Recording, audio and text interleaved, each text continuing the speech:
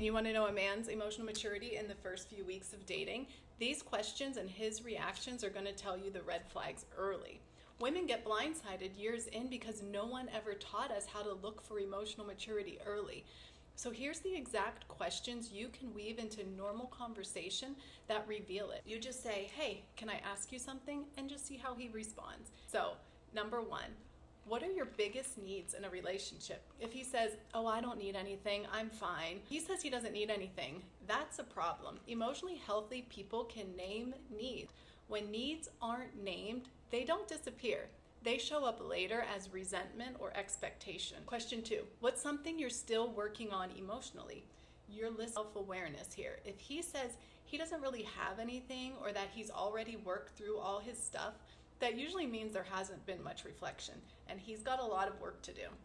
Question three, what's been hardest for you in your past relationships?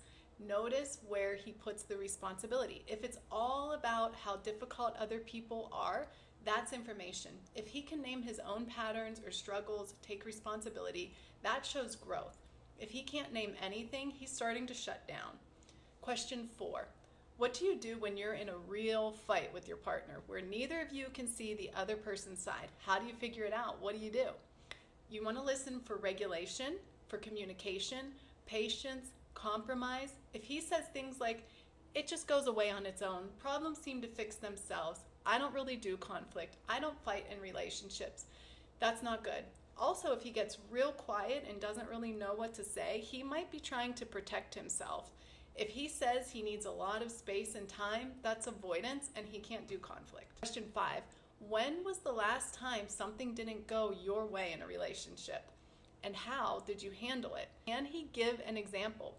Pay attention to how he talks about disappointment. Does he get angry or irritated? Does he refuse to answer? Again, not good. Question six, how do you usually respond when someone asks for more explanation, like why you did something or where you were? Defensiveness here matters.